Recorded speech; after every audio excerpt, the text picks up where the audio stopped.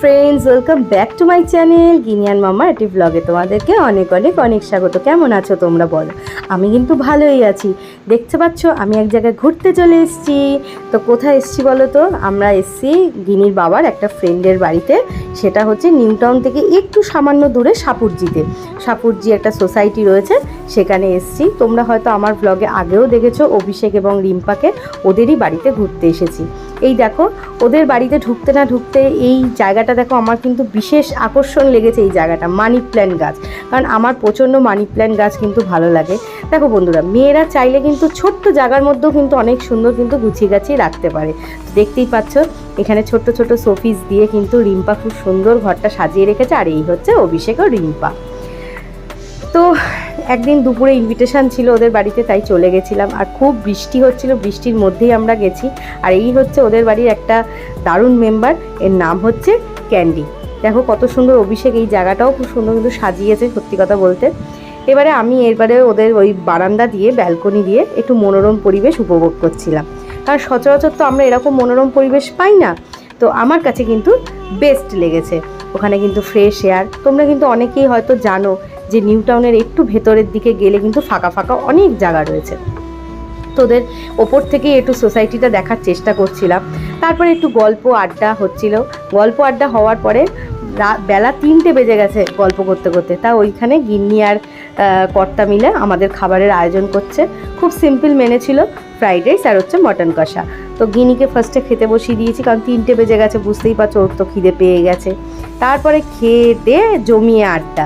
এবারে আড্ডা দেবো কি, আড্ডা দিতে দিতে দেখছি বৃষ্টি নেমে গেছে, ঝমঝমিয়ে বৃষ্টি। আর ওদেরটা একদম টপ ফ্লোরে ছিল। আর টপ ফ্লোর থেকে বৃষ্টি দেখতে যে কী যে মজার লাগে বন্ধুরা। এই যে এখানে কিন্তু আমি বসে বসে কিন্তু এখন বৃষ্টি উপভোগ করছি, দেখতেই পাচ্ছ। আর ওদিকে গিনির বাবা আর অভিষেক কোথায় গেল, আর রিম্পাও ঘর গুছানোর ব্যস্ত হয়ে গেল। তা আমি কি করব, আমি বসে বসে একটুখানি বৃষ্টি দেখছি। তারপরে আবার আড্ডা দিতে বসে গেলাম। আড্ডা দিতে দেখেই চলে আসলো আইসক্রিম। তো আইসক্রিম খেয়ে আমরা বেলা 4টের সময় বেরিয়ে গেছি। রাস্তা দেখে কিন্তু বুঝতেই পারছো কিন্তু কীরকম ঝমঝমি বৃষ্টি হয়ে যায়। দেখতেই পাচ্ছ কত সুন্দর মনোরম পরিবেশ। বেশি কথা বলবো না, চলো আমার সাথে তোমরা একটু ওদের সোসাইটিটা ঘুরিয়ে নাও।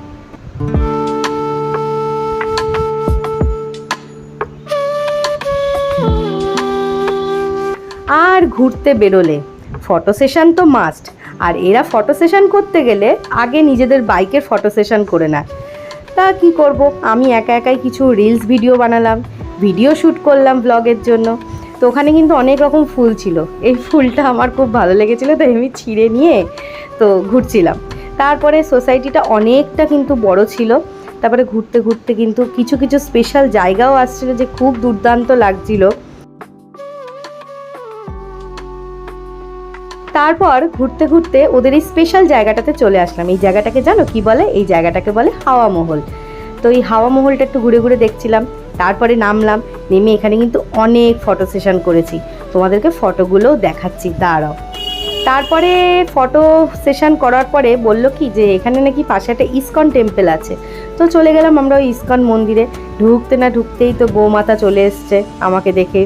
তো ব্যাড লাক, আমার কাছে কোনো খাবার ছিল না, থাকলে আমি নিশ্চয়ই ওকে খাওয়াতাম। তো এখানে কিন্তু ছোট্টর মধ্যে ইসকন মন্দিরটা কিন্তু দারুণ লেগেছে।